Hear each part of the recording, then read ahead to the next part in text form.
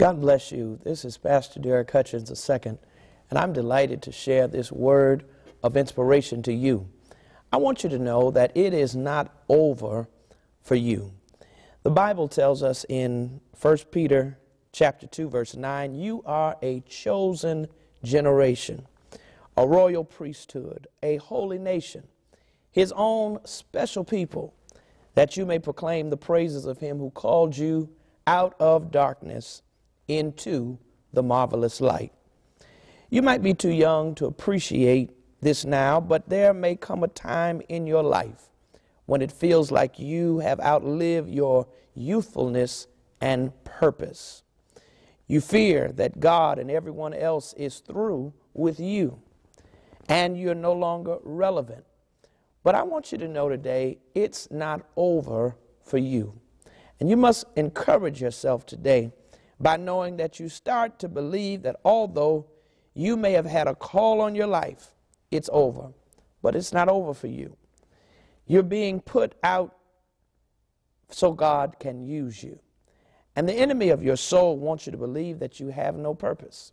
The enemy of your soul wants you to believe that you can actually become fearful about your future. But I want you to know it's not over for you. It's one of his most common deceptions. The truth is, God is never through with you. He always has a plan for your life, and there is no time limit on the call of God. There is no time limit on what he wants to do in and through you. God will use you for his purposes until the day you go to be with him. And don't let yourself be convinced otherwise. It's not over for you. I like what Romans chapter 8 verse 30 says, whom he predestined, them he also called. Whom he called, them he justified. And whom he justified, them he also glorified. What may be true about what you're experiencing is that life as you know it is changing. Life is changing.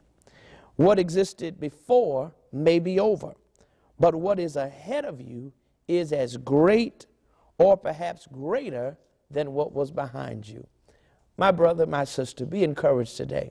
Know that it's not over. God has great things in store for you. My prayer today is that you would be encouraged to know that your future is brighter than your past.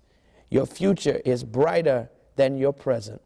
And believe that this is a day of opportunity for you. Don't let anything hinder you or discourage you, because discouragement comes from the enemy. I want you to know that God will do something new. You ought to say that with me now. God will do something new. He may call you to rework the details of your present walk, or he might set you out on a completely new path. God will call you to a new time, a new assignment, and a new work of his power. That is, of course, if you open to let him do what he wants to do. This is where you stay attentive to the leading of God. This is where you stay willing to obey the commands of God. I know many times it's challenging for you, but you've got to shut the ears of the gainsayers, shut the mouths and the talk, and allow God to speak to you and tell you just what you need to do. It's not over for you. It's not over for me. It's not over for us. God has great things in store.